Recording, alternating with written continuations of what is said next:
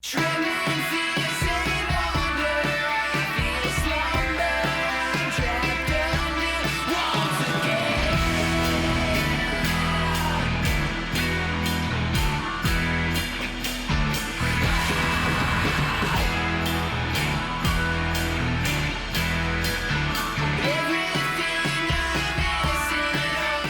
going on, guys? This is Dave over at Surfcraft Union, and I'm here with Trent Dattoli from Enlighten Surf.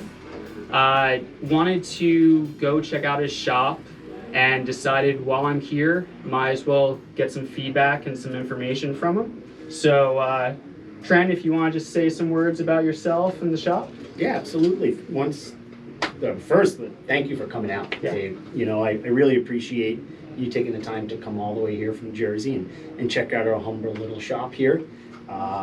This shop really is about exploration for a lot of folks, especially for myself. That exploration into different types of surf craft that you might not see everywhere. We pride ourselves on riding everything that we sell. We want to make sure that people can come to a place where if they want to explore something just a little bit different, we're going to have it for them. And then we'll have the feedback to fit them properly, to allow them to understand what type of board they're getting and really make a decision for themselves and dig deep into that exploration of surf that really brings us a lot of joy. Awesome. So with that said, I can see you sell and carry a lot of brands that are on the East Coast, the craftsmanship, but you also carry some of the underground guys that are on the West Coast. What's the reasoning behind carrying kind of more nichier, hard to get brands than your normal Channel Islands or super brand? I think that's, for the first part, that's what we ride. You know, that's what we've always sort of dove into. And we want to bring that to the public where you don't have to take a chance on things. You can come in, feel it, touch it, get some feedback on it. And working with a lot of those underground shapers really brings a sense of passion to everyone. And I think that shows in our shop. It certainly shows in the type of surf craft that we're utilizing and we're presenting to others. Cool. So while I have one in front of me, let's talk about displacement holes real quick. And actually, let's talk about the underground forbidden secret and what your relationship is with them. Yeah, that's a great question. And, you know, it is forbidden fruit. It's a bit taboo. It's also just very misunderstood. And I think with a hull, there's certainly one of the sexiest style boards that is out there because of the curves, because of the lines of this type of surf craft. And I honestly think that they're one of the most fun types of surfboards to ride, where once you start, you're going to ride it for 1 or 2 years, pretty much exclusively, till you can feel comfortable riding them in just about anything. And the history of the hull is something that is also an exploration into where did hulls start, where did they really come from, and I think it goes all the way back to George Greenough, McTavish, and a bunch of other names that I won't spoil the surprise. So, you know, maybe look up Surfer's Journal and get a little history lesson on hulls, because I think there's a lot of misconceptions out there, and you can ride them anywhere. Yeah, absolutely. You know, every board works amazing in great surf. So that's the truth. It's one of those things, you know, I know a longboard would work great in Malibu on a perfect 4-foot day with no one out, but that's just not what we get, but we still have to longboard. It's what we have to do. You know, and a lot of us grew up on shortboards. So for us, you know, longboards were the real taboo when I was growing up. Nobody really rode them. So a hull for me is like bringing together all of that. And mid-lengths are fun, but hulls are really fun. Yeah, totally. You're absolutely right. So what are you most excited about coming this spring in your business? Well, this spring, I think everybody's really looking forward to getting out into the public, and health concerns being lifted a bit. But what I'm really excited about is the lineup of different types of surf craft that Enlighten is going to be able to present to people. Whether it's longboards or mid lengths. We have a lot of great shapers on the way. One of which is one of our favorites is Roger Hines is someone we just brought to the shop, I should say, and his status as a master shaper and a legend, making his surf craft, doing something from start to finish, is really where we like to be. We utilize shapes not only from the future but from the past. When you look to the left of me, you've got some owl Chapmans, and we like to really explore the past, and it's evident here. Where you could certainly look at something that is not only shaped by a master but glassed by a master in Jack Reeves. So you're a one-man show. So between funding and working at the shop, how do you find time to get into the water? No, the honest answer there is I definitely do not surf as much as I used to. Balancing, a 9-to-5 gig, the shop, family life. But I don't feel that it's an impedance to me and my happiness, because when I'm at the shop, I know that there's a chance someone's going to walk in and they're looking to maybe get out into the water that day or the day after.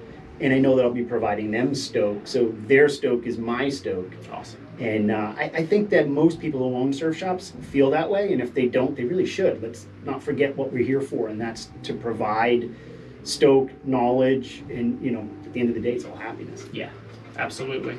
That's a really great answer, because, sometimes people look at the other side of the business and they get too in their head, and you just seem like you're just giving a service and having fun doing it. I think that's that's the advantage of being a one-man show. Yeah, you get to call all the shots. Yeah, absolutely. Absolutely. So what is your current surf journey? What boards are you into right now? Yeah, that's a great question. One of the hardest things I have when I do get the time to go surf is, well, what am I going to ride? And that creates its own anxiety on its own the night before. What am I going to put into the truck? What am I going to ride? So it's not only me. Yeah, I think we all feel the same way. Right now, I think I'm really enjoying riding my bigger Owl Chapmans for the last few years. He makes boards for me, for the shop, that are a little bit more relaxed in their rockers, and they become more just machines to surf mid-sized waves and larger waves. But then also bringing right back to the hull, my favorite board last summer was a Dennis Ryder V-bottom. Okay. That is just, at 8 foot, was just absolute lights out fun for me. And I wouldn't be surprised maybe if we see a couple of those in the shop in the spring as well. That's awesome. That's hopeful. Yeah. So looks like you've been open for 3 years or so, right? Yeah. Is there anything that you would have done different? That's a really good question. And the honest answer is no. Absolutely nothing. Everything that I feel like I've done, and I'm sure I've made a mistake here or there, is done for my own passion and my own joy. And I want to bring that to other people. And that's really all this shop is about, is maybe helping someone. And helping's not even a good word. Maybe just tuning them into something that they thought about and just weren't sure. But by having the staff, myself, having that knowledge to really guide them through it is really what I want to do. So there is no mistake. I spent an enormous amount of money building up a quiver, and it would have been great if I could have went to someone and say, hey, what does this board ride like? Yeah. And a lot of us, and I'm sure you feel the same way, Dave, is just, I got to know. Yeah. I have to know what this feels like. I'm on a constant search. Yeah. And it always leads, and then we talk about roots, it always leads right back down to the bottom and who created it, whether it's the fish, whether it's the hull, whether it's guns, whatever it might be. It all starts at the end of the day with, McTavish and Brewer and all of those as progressive surfing started to take its place. And I think that's really what we're about here. Cool. Very cool. So your shop itself is not in your normal retail area. It's more of an industrial area. You're attached to a skateboard distribution company. And why did you choose this area? I chose this area on purpose.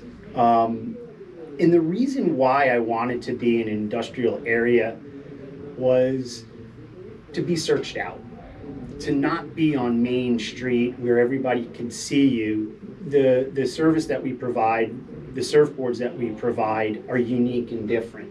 And in my past, when some of my favorite surfboards, when I had to go to different parts of the country and, Southern California, San Diego, the allure is that you're going somewhere special, and you're not going into a certain retail spot. It's kind of like an underground secret. Cool. And that backyard shaper that culture has always been ingrained in me. And some of my favorite shops that I've been to are off the beaten path. Sure. And that's what makes them so special. Cool. What is your personal quiver? And what is the last board you rode? My personal quiver is all expansive. My favorites, I think it's no secret. I've always been riding, as long as I can remember, my favorite is Skip Fry's. Okay. Whether it be the fish, the egg, of course, some Stevie Lisses, thanks to a couple of good friends that were able to provide them for me on the deep down low. Maurice Cole, as far as shortboards go, his Metro changed everything. When I was a kid, I had a reverse V. I still have them in my quiver, the shortboards. Owl Chapman's.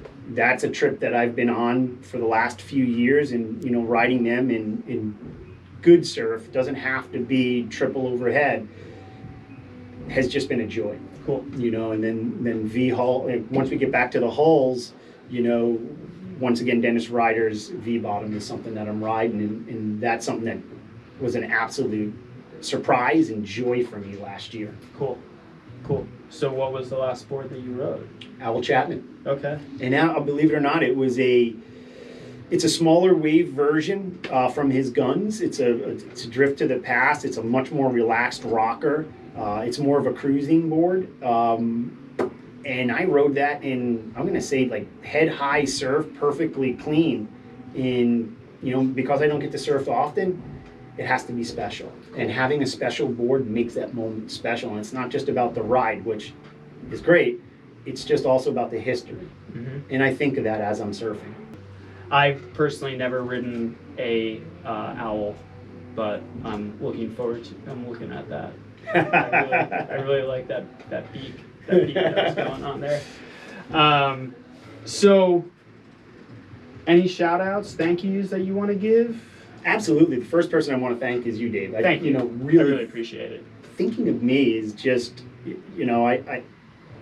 it's a bond, and I'm grateful. Every time I have a relationship with a shaper or someone else in the industry, an artist, it's really about creating that covenant of trust, knowing that we got each other's back. And I think that's what we have in the East Coast is really a deep understanding. And I want to thank all the shapers that I work with and all the people that come to my shop. But, when you have passion, it comes through. And I think that I could see it in you. You certainly can see it in me. And I know I could see it in my customers. So, I do want to thank my customers and shapers most. Awesome. Well, thank you. Thank you, I appreciate it. Had a great time. Yeah.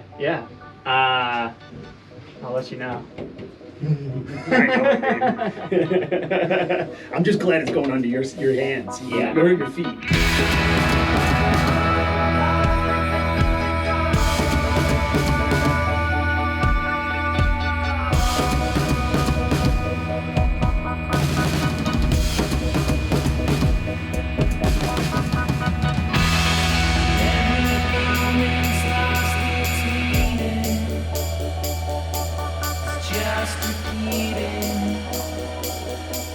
Same old feeling.